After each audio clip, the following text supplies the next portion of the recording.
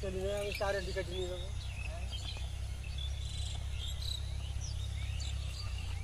বিচলির জন্য কাটা যাবে। আজকে যা লাগবে তাই কাটবো, কালকে আবার যা লাগে তাই কাটবো। এইভাবে 3-4 দিন খাওয়ার খেতে আমার ধান বিক্রি গেল নাকি? একদিনে আমি সব নষ্ট করবো কেন? বিচলি নেই, এরকম কাটা যাবে। 3-4 আটি কাটবো, আজকে যা লাগবে তাই। তারপরে কালকে 8 পাকবে, কালকে 4 আটি কাটবো। হ্যাঁ, কষ্ট দেবে না বুঝলে, কবে দেবে জানো? আমি দিলে তো বলতে পারতাম।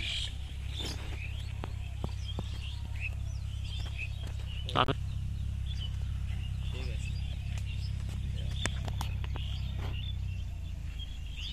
এবারে শস্য হবে আছে সারা আজ ভালো।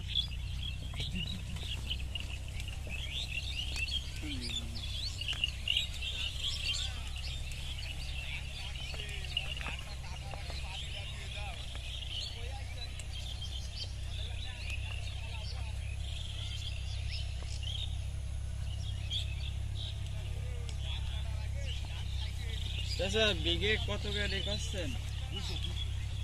আমি টাকা সেই সময় আসলেন না করতেছেন দোকানে থাকছে।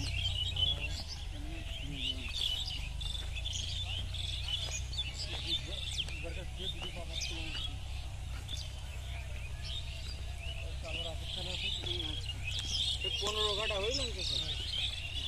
এইদিকে আরেকটা কলম দেওয়া ভালো ছিল তো? না তো থাক, ও করিও না টাকাও না এইদিকে একটা কলম দেওয়া, আমার কথা ঠিক শোনো। এ সারা গেজাই যাবেন আর এক কলম দিয়ে দিই। মাটি আইতেছি, মাটি কিরাম এই যে ভামর ভালো বুঝিনি করা করা দেয়, তাহলে আর এক কলম দিয়ে দিই।